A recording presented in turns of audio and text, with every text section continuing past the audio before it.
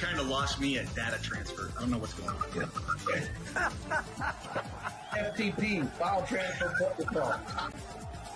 Now, what we have to remember is that not every position can be changed to every other position. And making sure that the users we have now stay happy and stay on while trying to attract some other people to play it. Yeah. No, that's over in a heartbeat. Ain't got any problem with that.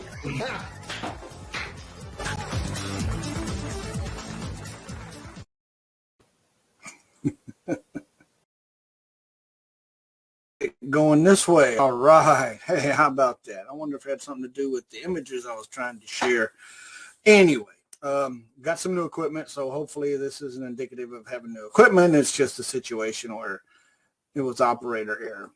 This is TTATO, and this is season 3, episode 8, I believe. So if I'm wrong, correct me, but I do believe that's what it is. And we'll be talking a little bit today about some of the tutorials. Matter of fact, we're going to go ahead and see how that works before I bring one of our folks that are in the back room. I'm going to try to play it and see how it works for you guys. Let's see. I'm going to play a tutorial for you guys.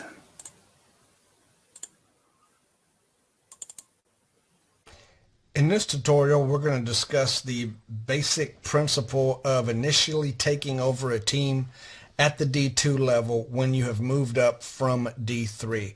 There are some differences from D3 and D2, D1A, and D1AA.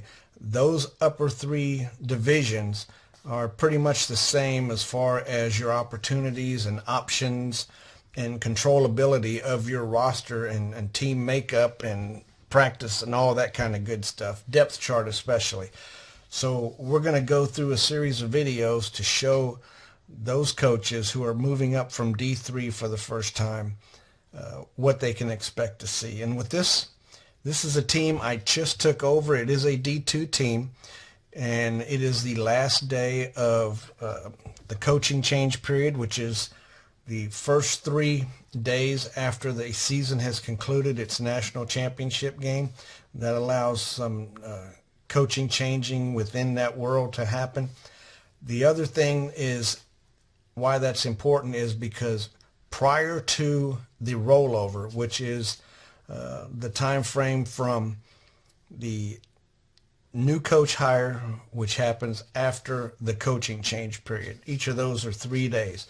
Right in the middle of that, when that transition happens, that's what's referred to as rollover. And that's very important because prior to rollover, if we go down and look at the roster, you will see that you have 50 players on your roster. Those are the players that were playing and on that team for the just concluded season. On this roster, you'll see a couple things noteworthy. Who signed them? And this team has been a sim AI for many years, so there's no human coach listed here. You will see the weight and height, which both of those columns are irrelevant. It's simply eyewash. It means absolutely nothing, has no bearing in the game in any way, shape, or form. You'll see the year, and that's where you'll see the asterisks indicating that that player has received a red shirt sometime in his career with this particular school. You'll see the position, hometown. Most importantly, you'll see potential indicated in color codes, of course, very high, high, average, low, and very low. So you want to get those high and very high players if you're going to be sticking around the school for some time and grow them into their full potential. Also on this page, you'll have your substitution level, which you can change either individual lines, or if you want to do the whole position, you can change it right here and everything changes. You must hit that save button, otherwise it's going to revert back to the 85, which is your default. Now what we want to look at on the recruiting page, we're going to leave that. We don't want nothing to do with that. On the recruiting page, this is where you will see the recruits that were scouted during the regular season. If the team that you're taking over was a sim team previously, as this one was, There will be no recruits listed here because sim teams do not send out assistant coaches for in-season scouting. If there's players here, that means that your team that you just took over had a human coach the concluding season or the previous season, if you will. Because when a team is human coached, the computer program will automatically send out assistant coaches to do scouting for, I think it's like 4 players during the season, and you'll see them listed here. The other thing that you'll see is how many scholarships you're going to have open and your budget remaining.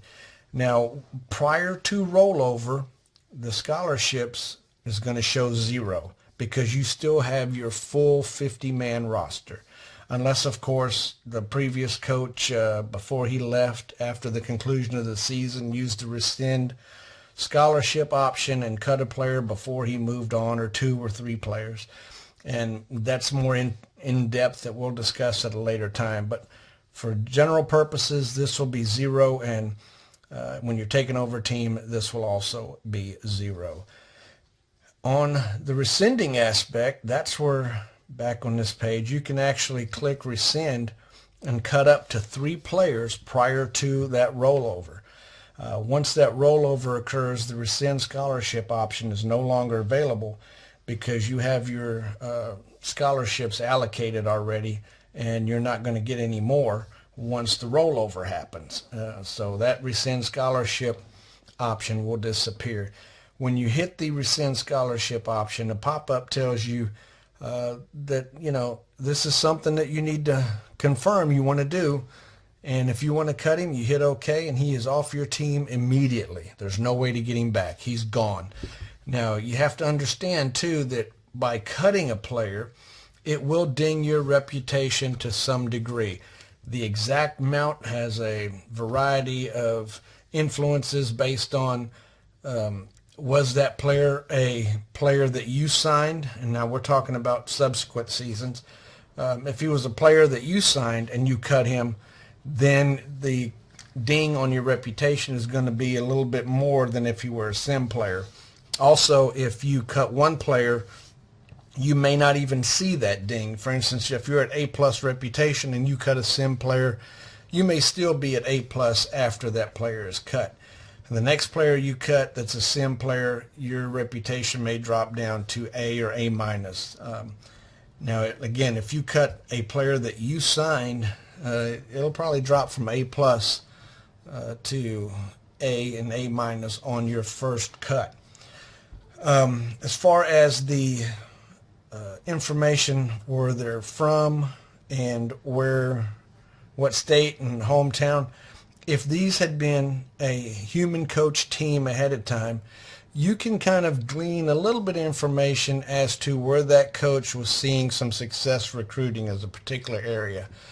For instance, if you're coaching a Texas team and you see a bunch of Texas guys on here, you know he has a lot of good luck in that area. If for whatever reason you see another state that's heavily targeted, it may be because there's no school in that state with a human coach nearby that he had to battle a recruit for. He basically went in, fought some sims, and was able to land some players. So I always like to see what state or what area of the particular U.S. the recruits are coming from when it's a human coach team. Because, again, it kind of gives you an insight where he was able to find a little success that you may be able to duplicate. I believe that's going to do it for this initial video, so check us out for additional videos after this one. Thank you much. Interesting stuff. Hopefully somebody got some information from that. New or just refresher, either way, it's always good to hear it again, if you will. One of the things that I like about the videos is that in making the tutorials, I find myself having to ask and answer my own questions. You know, I'm being presumptuous, you know, what does a new coach to D2, first time ever in D2, experience, and what do they expect? So as I'm trying to make the videos, I'm having to go back to the basics, and I've realized that there are some things that I've not been using or have just pushed to the side that are in fact important. So it's always nice to get more info to folks, but it's really nice if you do that and it helps yourself in the process. Anyway, in the back, we've got Independent One. He was on our last show, and we also had Reggie on that show, so the time was split. But let's go ahead and welcome him on board once again. How we doing there, Mr. Independent One? Thanks for having me. I'm happy to be on the show. Well, glad you're back again. And for those who missed the last show, you and I talked early on about some various GD stuff, and lo and behold, Reggie was able to get in. And after that, it was pretty much just a free-for-all with Reggie, everybody asking him questions and interacting. So that made for a good show. But for those that weren't or haven't seen that episode, tell us a little bit about yourself and where you're from and things of that nature so they can get caught up. Well, I was born in the Washington, D.C. area. A bit all over the place, been in the Army, lived in Los Angeles. While I was in the Army, I was stationed in Japan. I attended the University of Maryland, was a huge University of Maryland basketball and football fan years ago, and not so much now. A big Redskins fan, not too happy with what they've done with that franchise. I think Daniel Snyder's personality has completely taken over. And unfortunately, work for the federal government and live in Virginia presently. And I've got 3 teams on WhatIfSports, GridIron, 3 different profiles, 1 team on each profile. I've been playing the game for about 3 years now. And I think you asked me last time how I found WhatIfSports. And actually just by accident. I mean, literally, I've been looking for a football simulation game, a college football simulation game for years and years and years. And I would have been playing WhatIfSports 20 years ago if I knew it had existed. But just by accident found it 3 years ago, and I've done okay. There are better coaches out there. I like to think of myself as a top 10 percenter. So I'm better than most, but there is a good chunk of coaches out there that I struggle with and who either have dedicated more time to it, or they're smarter than me, or they're better than me, or they're luckier than me, or they're whatever.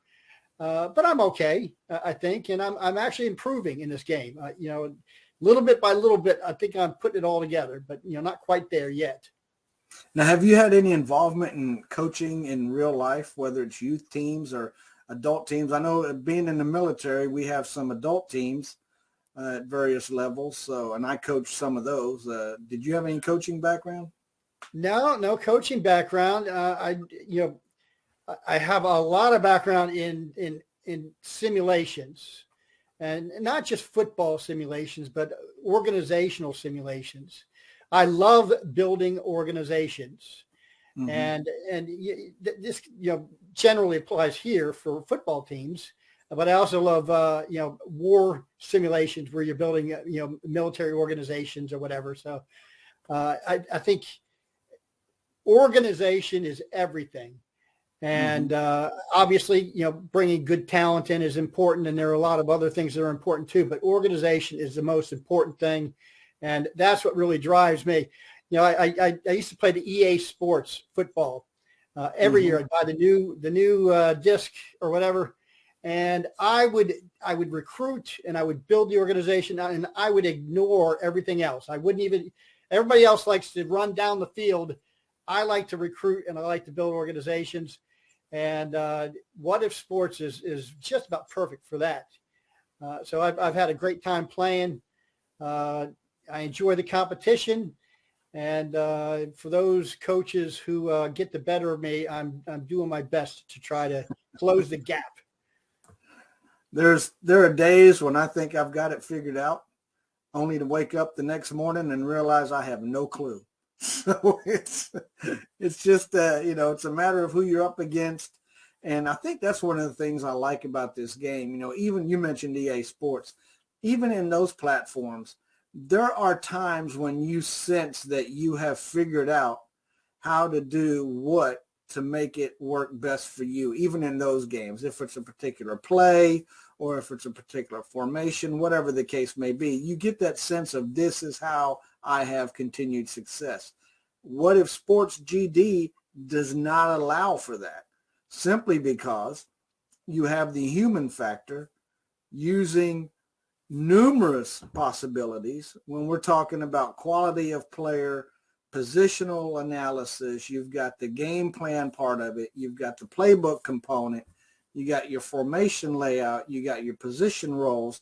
There are so many potential combinations with all those variables that not one person can really truly say they have figured out all aspects of the game. Now, granted, like you said, there are just some coaches who seem like they have a knack for getting that extra point or getting that extra touchdown or getting that extra yard when many of us struggle with that particular phase of a game for whatever reason. And it's those coaches who have, earned the wins that they have because they have either developed the process or they have figured out what works best in this. It's not even X's and O's, it's ones and zeros, for crying out loud. So when you go to apply like me, I tried to apply a lot of my coaching philosophy into this game, or I did early on. And a lot of those aspects really don't matter in this game because it is a computer program. It doesn't care about your height and weight, as we saw in that tutorial earlier.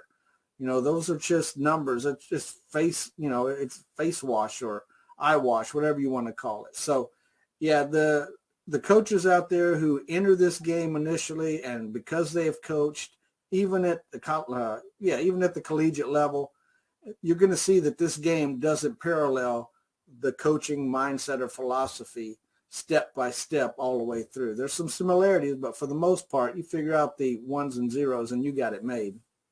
Well, yeah, and yeah, a lot of it is work ethic. There's some coaches.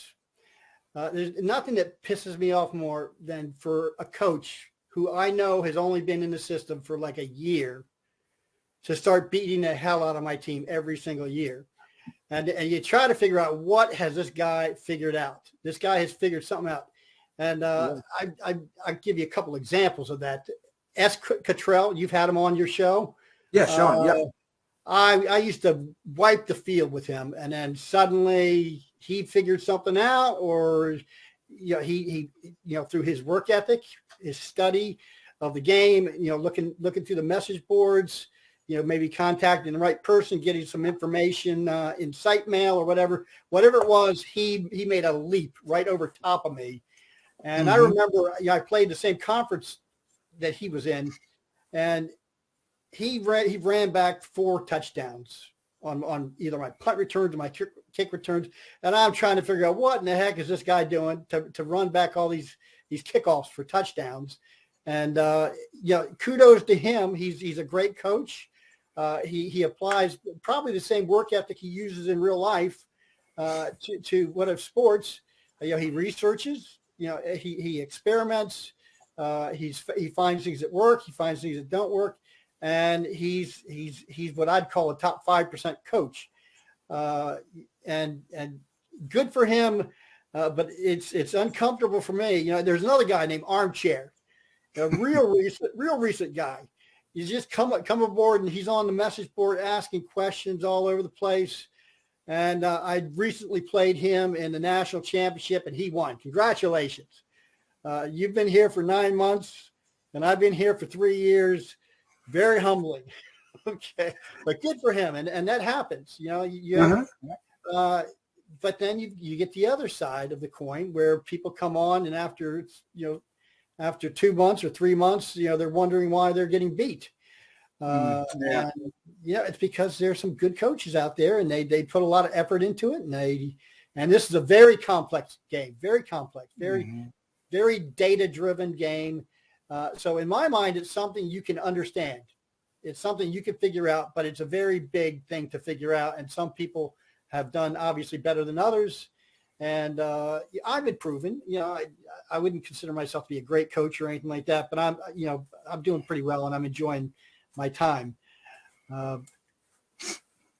Yeah, those nuances of figuring things out and recognizing them, I don't think it's so much that it's something that they are doing versus something that they have observed, either through experimentation or the way they recruit, whatever the case may be. It's something that is there for everyone to see, but a select group of people see it easier, earlier, or more in depth than the vast majority. And it's those people, those coaches, that have taken that additional step and can take a perennial sim AI team and in 5 years have them in a national championship. Whereas me, I take a perennial sim AI team and I'm lucky if I get double-digit wins in 5 years. You know, that's the reality of the game.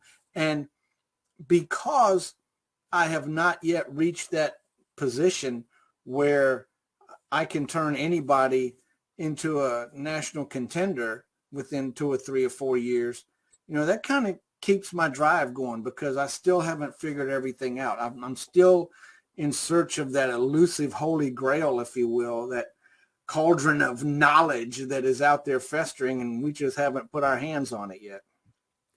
Well, yeah, it's actually funny because, you know, that cauldron of knowledge comes from multiple places. For me, it's kind of gone in phases where, of course, you know, I bring my own organizational skills to the table when I get here. Mm-hmm. So obviously I'm going to know some things before I arrive. And, you know, when I initially started playing a game, the main thing was just making sure the organization, you know, the structure of the team was in place, where I had, you know, the right number of scholarships mm-hmm. in each particular class, just the way I wanted it. Made sure I had the right number of players in each position. Made sure I didn't have to start freshmen, that I could have upperclassmen starting. Right. And you can have a level of success with that. But obviously, you know, there are other, you know, things to consider, like, you know, what kind of players are you recruiting into your team structure? Exactly. You know, formations. Are you recruiting good players for your formations? One thing I've been looking at recently when I evaluate players is I look at the individual player's starting point for the formation that I use. So if it's an offensive player, I generally use trips. If it's an offensive player, I'm going to look, is he good in the trips formation? Mm-hmm. And, you know, a good score is usually over 20, between 20 and 24. I've seen as high as 26. And that gives you less distance to go because he's already at 24. And, you know, right. And I'm kind of rambling here, but I've had 5 or 6 stages, 5 or 6, you know, times in which I've taken a jump upwards. And one was just a post, or you know, it might have been a site mail with Chetty 1963. Mm-hmm. Where I asked him, you know, how can I get my second stringers in the game? And he introduced me to something that, you know, up to 2 years I had no concept of, and that's the formation page where you mm-hmm. create additional formations, and you know and I had no idea how to use that, and suddenly that just opened the game for me. Recently there was. And of course, you try not to give away the house when you give advice to young coaches, but you want to help them. But I'd say there was a guy, I don't know who he was, but he posted a video where he was explaining his offensive playbook. And for me, he was giving away the house. Well, he could have given it to me, and I still couldn't beat him. Yeah. Well, I took the house. Okay. It's like, okay, you just improved my offense 100%. So, and I kind of came up with a way to improve my defense 100%, like within the last 2-3 months. But it's like, you slowly improve, you figure more and more of it out. And, you know, if you're as obsessed with, you know, this kind of stuff as I am, as some of the other people are in this game are, eventually you're going to be tough to beat. And, yep, definitely. Yeah, and for those for guys who don't mind, you know, losing 3-4 games a year and they enjoy doing that, good for you. That's fine. But for those who lose 3 or 4 games a year, not because they have a really tough schedule, but because they're not giving as much attention to it.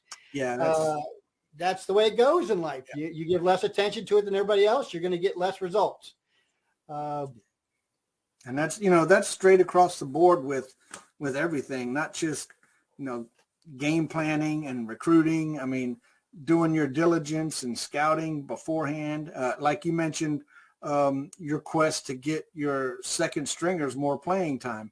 And ironically enough, that's one of our videos that I was going to present tonight. Let's go ahead. Hello, this is Magic, and today's tutorial is going to be focused on getting players playing time, specifically the freshmen who have just joined your roster. We want to try to get those guys into those 2 exhibition games after signing so that they can get maximum playing time to basically kickstart their work ethic and enhance all their other core attributes as well. So there are a variety of ways to do this. The way I've been doing it and what I have found proves quite successful for me is really simple in the mindset of keeping things to their basic level.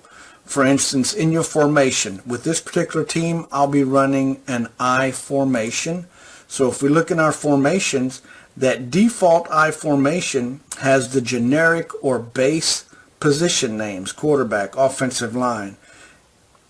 We use those generic ones. We don't use QB, user 1, guard, center, possession, fullback, receiver, whatever the case may be, in this formation. You can, but for the purposes of this tutorial, I say we stick with the basics here. As far as the number values goes, that's all generic. We really don't care about winning or losing or who's getting the ball. Our primary focus is just getting people in the game. So remember, the formation is the default I formation. That's how it'll show up in our playbook opportunity as well. Speaking of which, let's go to playbook. When we look in our playbooks, I've named it preseason. This is the one that I'll be using for the purpose of getting those freshman playing times. And I've also found that I can use this throughout the season periodically in certain game situations to get those freshmen back in the game and get them playing time. Now remember I said use that generic I formation, and that's what you see here, the I formation. Again, 50% rush, 50% pass, play calling inside, outside, where the passes get distributed. None of that matters to me because, again, I'm not about winning or losing. I want to get guys in the game. So I'm making sure that wide receivers and running backs, everybody's getting their fair share of playing time. And I do this not just for first down on long, medium, and short. I just leave it the same all the way through. Because, again, it doesn't matter if I'm winning or losing. Let's just get those guys playing time. So now we have discussed that the formation is I formation, and we're going to use that basic default I formation. We've embedded it into our playbook, which you see here with the I formation name. That means that those positions are the ones that will be used for this playbook. And that's important because when we go to our game plan, we want to make sure that the preseason playbook, that's what we named it, is what we're actually running. And as you can see for the playbook, in the main, winning, losing, tied, overtime, it doesn't matter. I've got those filled with the preseason playbook. That means that the situation of the game is not going to change, which guarantees that those basic I formation positions will be filled by my freshmen and will be playing throughout the entirety of the game unless they get so tired that they end up coming out. Speaking of which, let's look at that depth chart because that's the final piece in this entire puzzle, and that is where you'll see those generic names that we talked about in the formation. Your quarterback, your running back, your wide receiver, not your QB1 or your fullback or your wide receiver deep. We put the freshman at the top of the generic or the base position list. So that's where you'll find Walden. He's my freshman. And then second is Jackson. He's a sophomore. I try to stream it down so that they can get the guys that have been on the roster previously a little playing time as well. And we'll carry it over to the running backs to show you how that's set up. There I've got a freshman, Wilson. He's in that running back position. Linebackers, I think I've signed 3 linebackers, and that would be Nelson, Sims, and Russell. And that's who you find in the first 3 positions there. So what that essentially means is that the formation will use these 3 players to fill those slots. The playbook will use that I formation to execute the playbook, and the game plan will use that preseason playbook to run throughout the entirety of the game. The other component to all of this is your roster. That is where you will see the substitution levels, 85. They're going to get pretty tired at 85, and I expect Walden to stay in the game pretty much the entirety, so he'll get an overabundance of playing time. Let's look at those linebackers that I mentioned earlier, those 3 guys. As you see, the substitution level is 85 on this. This is all part of the preseason stuff, so losing. Just want to get everybody max playing time. Now, the little caveat that I'll throw in here, and that comes into the game plan portion. This has nothing to do with the preseason stuff. This is simply what I discovered a long time ago, and I have been using it ever since. A lot of times, if I'm winning a ball game and I want to get my freshmen some more playing time, I'll actually include one of these optionals that you don't have available at D3 that you do at D2 and above. And option 1 I designated as if I'm winning by 25 points or more with 15 minutes to go in the half. That's your second quarter or your fourth quarter. To go ahead and select that preseason playbook, because now when that situation occurs, let's say that I was using something else as a playbook, like an inside run or a run and shoot or whatever you would see here, regardless of what those were, when I got up by 25 points in either the second or fourth quarter, my preseason playbook would kick in and those freshmen would come in. Now, of course, once the score decreased and I was no longer winning by 25, let's say I was winning by 23, but it was 13 minutes to go in the game, that doesn't fit either of these qualifiers, so it would revert back to your main, and my regular starters would come back into the game, and then it would run until one of these options were met if I had them ticked. So just a hint, you can do this both on offense and defense, and again, it's just a method of getting some of your freshmen in the ball game, especially when you're playing Sims. That's when this comes really important. When I'm playing another human, I generally don't try to do this because I'm worried more about winning and losing versus getting those freshmen their playing time. And you can also use your substitution level to get freshmen in the game a little bit more. So just as a quick recap, to make this all work, first and foremost, set up the formation. In this case, I'm using I, and always use your default. Always use your generic settings here for your positions versus using the actual special identifier to break out those positions somewhat. And then make sure that in your game plan, that your game plan has the playbook that you'll be using, which is preseason, and then make sure in that playbook, the actual preseason playbook, that you're actually using the formation that is generic that you identified earlier, in this case the I formation. And again, I don't worry about filling all this in because it's all about playing time. So hopefully that helped in some way, shape, or form. And if you've got any questions, just let me know, and best of luck.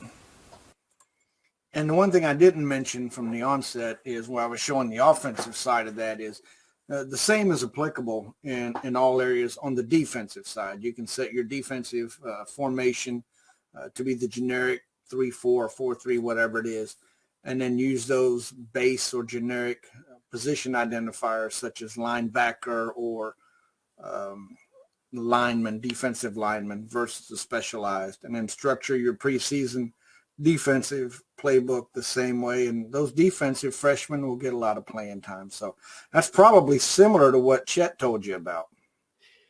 Well, you know, this topic is a huge topic for having success in this game, and players can play around with those things. Once you understand the relationship between formations and playbooks and your game plan, you know, the world is, you know, has no limits.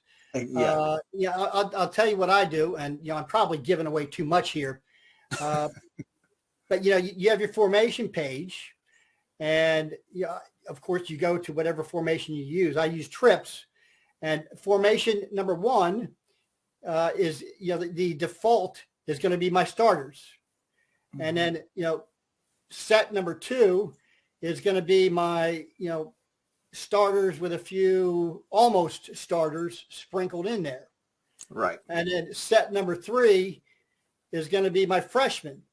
And you know, I'll use different identifiers for each, of course. And then I will, you know, with my game plans, make sure when I want my freshmen to come in, you know, they will be assigned set number 3. And then, of course, just like you mentioned, you know, you set parameters by which you want your freshmen to come in.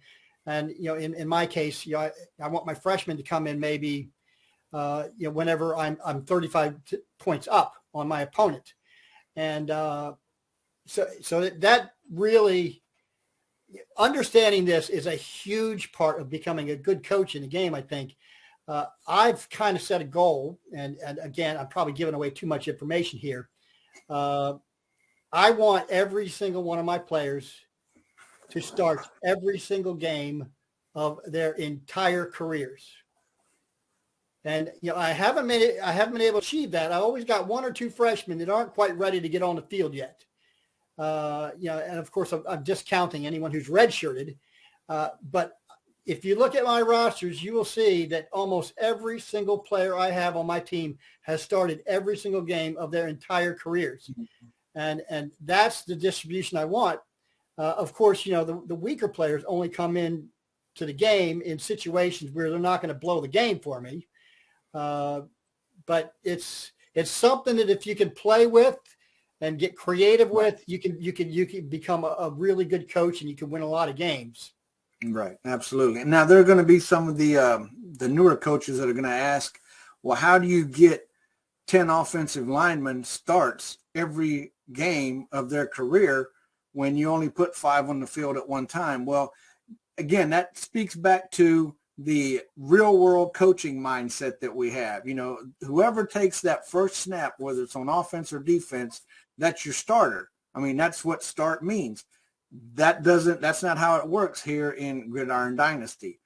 You could have that guy on the first snap not play another snap the rest of the game, and he doesn't get credit for a start. What details and identifies a start is a formula that roughly works out to 35% of that individual's eligible playing opportunities for the duration of the game.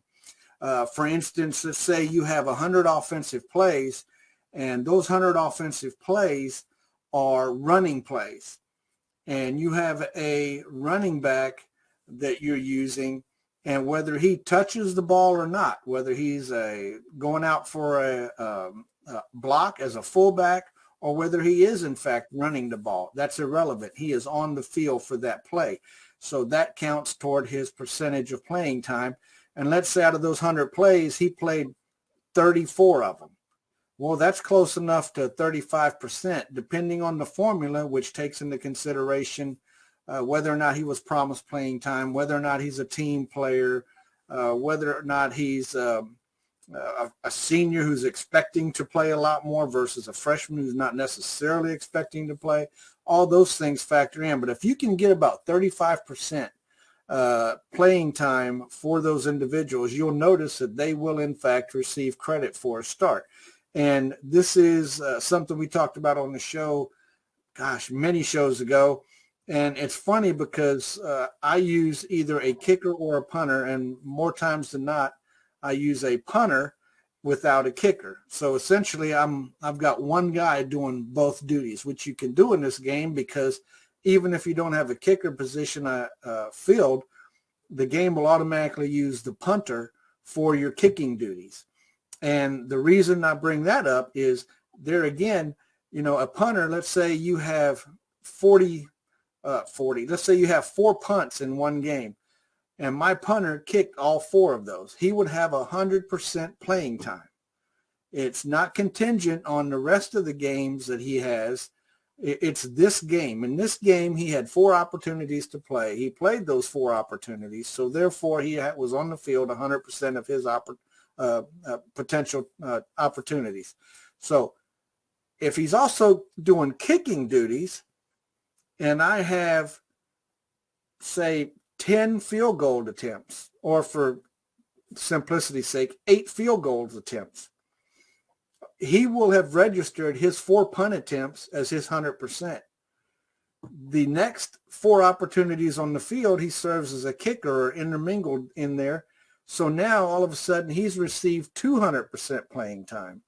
Well, now he's kicking in the second half as well, or whatever the case may be, and 4 more field goals or 4 more field goal attempts. So now he's had a total of 8 field goal attempts and 4 punts. His opportunity for playing time is only those 4 punts.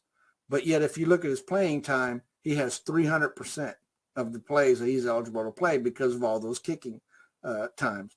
So if you see players skyrocket in work ethic, you're going to be looking at a kicker or a punter for that specific reason, because it all works down to why is it important to get freshmen in the game? Because if you're getting playing time, they're happier. If they're happier, they're working harder. If they're working harder, their cores are going to go up. If their cores are going up, they're becoming a better player. And it's exponential as it goes through the ranks. You'll see that early playing time will pay dividends down the road because they will have gotten a head start on that growth. Did that make sense, Joe? Yeah, it does. Yeah, and the main thing, okay, now for my players, usually the distribution is the freshmen and sophomore get between 35 and 45% playing time, and the juniors and seniors get between 45 and 55 or maybe 60% of the playing time. And for the underclassmen in particular, their work ethics all increase. I mean, right, uniformly. And you want the work ethic to increase because it's going to increase their growth, their growth potential, and they're going to reach their potential. Recently, I don't want to throw any particular coaches under the bus or anything. I was coaching in a major conference, and I wasn't at an elite school, and I had a very good team at a major conference, and I had beaten one of the elite schools in my conference like 8 straight times. And he was one of those elite coaches where he was kind of struggling, and when he resigned that position, I sent him a site mail, and I told him, dude, you're playing all your players at 85% substitution rate, and your freshmen are never getting on the field, and your seniors are exhausted. That's why I'm beating the hell out of you every single time. You have better players than I have, but your players are exhausted, and my players are rotating on and off the field. And, this is just one of those things, okay? I mean, there are 15, 20 things that you can get a handle on that can make your team just a little bit better. And if you get a handle on all of those 15 or 20 things, you're going to be difficult to beat. And this is something that this particular elite coach didn't have any clue about at all.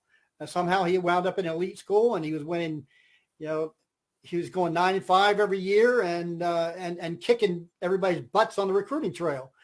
It's this is just something that can really improve your team. Make sure you're fresh. And then another thing, when I initially started playing this game, I was thinking, this is like real football. And when it comes to formations, real football, okay, I use Pro Set. Now a lot of people use Pro Set, but Pro Set's really good in real life. There are other things you can do here, like using Notre Dame box and throw with it. which really is difficult to handle, if you're not used to seeing that kind of an offense. And of course, I was looking at the statistics and thinking, I just had this running back, gained 1,400 yards. This quarterback threw for 3,000 yards. That's great. I'm averaging 35 points a game. My team is great. And then I see these other guys averaging 88 points a game, and their quarterbacks are throwing for 800 yards a game and everything. So, while this has a lot of similarities to real life, obviously it's a computer simulation, and there's a very large disparity in talent levels. So you don't try to constrain yourself to real life. Just make your team as good as you can.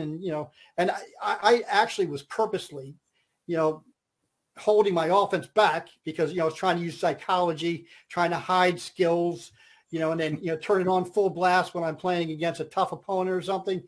But, this isn't real football. Real football statistics don't mean anything. 1,200 yards for your main running back is nothing. It's you got to think out of the box and just drop the idea that this is real football.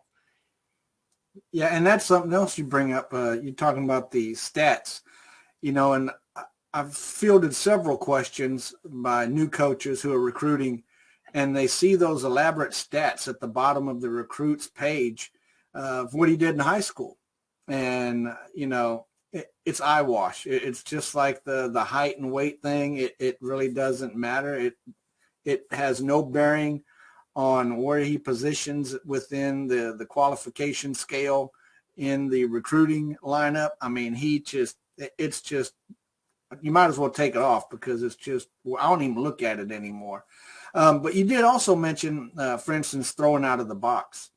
And that's one of the things you can do in this game to find your niche or to separate you from having coaches use a routine defense against your formation and make them think a little bit, make them do a little bit of homework, maybe make them overthink a little bit. And that's by, no pun intended, throwing something different at them. And there's a coach on here that never recruited wide receivers, and he ran the box. He never recruited a wide receiver, even though that formation requires a wide receiver. What would happen, and I can't remember if it was a running back or a tight end, but one of the two would automatically get pulled to field that wide receiver position. So how did this help him? Well, there are two things to point out. One, he had an extra position that he did not need to recruit, which in turn allowed him to better staff some of his other positions of his choice, whether it was running back or offensive lineman. He would have what he would normally have on a roster as wide receivers, those amount of players available for those other positions, which increased his depth, which added experience, which basically gave him better players when they were seniors. The other thing it did was whoever was filling that wide receiver position was getting playing time. Now, there are people that would say, well, doesn't the wide receiver or running back playing a wide receiver position degrade the formation IQ and all those things?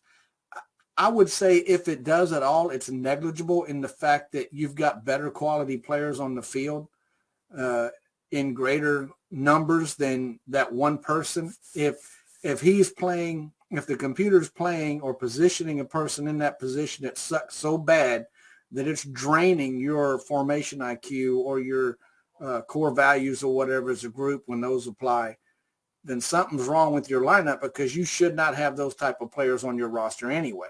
A decent tight end is going to be an adequate wide receiver given the fact that, one, you're not throwing to him, you're running the ball. And two, he's getting playing time. So there's a lot of ways you can skin this old GridIron Dynasty cat. Yeah, thinking about that, and of course this is the same argument that goes with the wishbone formation. Do you need a quarterback? Question to hand off the ball. Yeah. Now, in my mind, number one, if you don't have these positions on your field, it puts you in a box, and you have limited flexibility, and because at some point I may decide I want to throw. Yeah. And so now I could understand, let's say you're running a wishbone formation and you're a Division 1A team and you don't want to spend a lot of resources on quarterbacks. You just drop down and get, a Division 1 AA quarterback and sign him for, $3,000. Mm-hmm. And you use those extra resources for all the other things you want to get. Mm-hmm. And meanwhile, so in that case, you've got a real quarterback. So you're not taking that much of a drop off, but you don't need a stud quarterback. You just need a guy to hand off. And, but at some point that player is going to develop.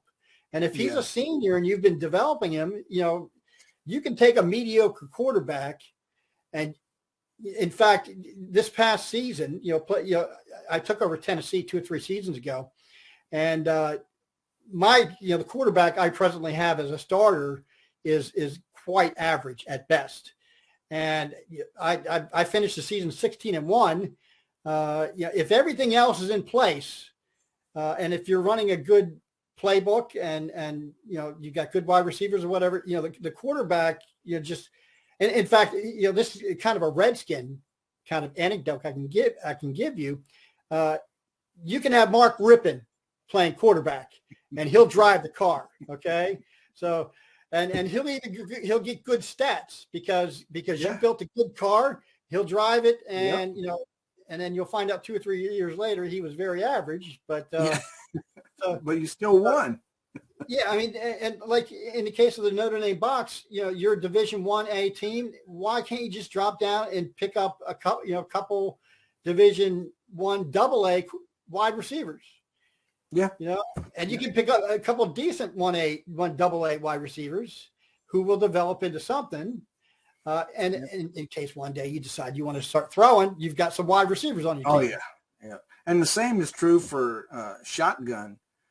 Back before the engine changed, years back, talking probably 14 years ago, you were able to just willy-nilly change positions with players however you wanted to with very little drop-off. For instance, you could take an O lineman and he'd be a monster tight end, or you could take an O lineman and make him a fullback and he would block for the entire game and be a monster. Or you could take a running back and make him a quarterback and nobody'd ever catch him. Well, those days are long gone of that willy-nilly swapping out. And now you've only got certain areas that you can actually do position changes. And that's something we're going to show on the subsequent tutorial, is how those position changes work, how they impact a player's ratings. In some cases, you'll see attributes go up, and others you'll see them drop. In some cases, work ethic goes up. Other times it drops. It depends on the position as far as where he's coming from to where he's going to. Wide receiver to running back is a little easier to do than defensive linebacker to a wide receiver. There's only certain positions that you can actually swap, and some of those will cost you, and sometimes they're not even worth it. When it comes to changing positions of players, that's not something I do. It's something I've done in other games. Like, we talked about EA Sports, and and they modified their game over a period of years too. And I remember one particular year, you could take linebackers, and I just stopped recruiting defensive ends, because you could take a linebacker and he'd be a better defensive end than all the best defensive ends available. Yeah. And now the way I look at it is, of course, I'd like the game to be as close to reality as possible. Of course, it still is a simulation, and you have to understand it's a simulation. But in reality, some high school coaches have got their players playing out of position. And, there are some kids that, you do not belong in as a wide receiver. You're a defensive back. The old saying, defensive backs are nothing but wide receivers with bad hands. So there are some positions that are kind of natural swap situations. And I'd like to kind of see that incorporated into this game. Of course, I don't want to see it run wild, But I think in rare occasions you should like have a diamond in the rough where, man, you're playing in the wrong position. If you only play wide receiver, you'd be a superstar, and then they do, and that happens in real life. It's in fact another Redskin anecdote. Charlie Taylor, he was drafted as a running back. He was rookie of the year as a running back. They switched him to wide receiver, and he's in the Hall of Fame. Yep. So exactly. I mean, it happens in real life. So I'd kind of like to see it happen here, but evidently, I've never had any luck with it, and so I just don't even bother with it. Yeah, and like you said, real life, one of my smartest moves I ever made was a kid who was my guard before we ever played the first game in youth sports, and he picked up the ball one day in practice and nobody could tackle him. And his days of being a guard ended that day. And even all the way up through high school, he was a fullback or at least a halfback. And for me, the kid wasn't the fastest guy on the field in any game, but you just could not bring him down, and his forward momentum was always going forward. So, that was stereotypical of the linebacker or the guard to running back way back when in the initial evolution of What If Sports, you could do that. But I'm glad those are gone because you had some ridiculous teams out there, quite honestly. Like you said, people wouldn't even recruit certain positions because they knew that they weren't going to fill them with what was available on the board. Well, if they made it rare, okay, where just occasionally a player would turn out to be really great in another position. I'll give you another real life example. I'm a big University of Maryland fan. Randy White was recruited to the University of Maryland as a fullback. And obviously he's a Hall of Fame defensive tackle. Once they identified that this guy's a monster, you put him on a defensive line. And that's what should be. That's where Yeah. I mean, carved out his work. Yeah. I mean, like I said, you don't want anything to be abused. But it'd be nice, to be able to add that to the game. Yeah. And I'm actually in the process of looking at the athletic core, that athleticism, to see how that impacts position change as far as where the value is. It's very difficult to find two guys in the same position with very similar cores, but athleticism being one that is definitely different between the two. And then the beauty of this whole position change thing, as we'll see in the video when I play it in subsequent airings, is that you can see what those changes will be before you permanently change it. So you can select the change, make him a fullback, whatever, or running back, whatever the case may be, see how those cores or those attributes fall or increase. And then if you don't like it, you just hit cancel and no harm done. But once you hit that button to say, yep, do it, you're screwed. But like I said, that's for another show. And we're going to wrap this one up. It's right on the hour. So another good scheduling time frame there, Joe. Appreciate you coming on. And thanks for having me. You're more than welcome to pop on with us anytime, brother. Thanks so much again. Appreciate you. All right. Thanks. And all you fans who've been listening, we appreciate you being here as well. And forgive us for the initial blackout or whiteout or whatever it was where we didn't actually have any video from me. But it looks like we got that figured out. So always improving. That's what they say. Anyway, thanks again. I'm your host, Magic. This has been TTATO, and we'll see you next time around.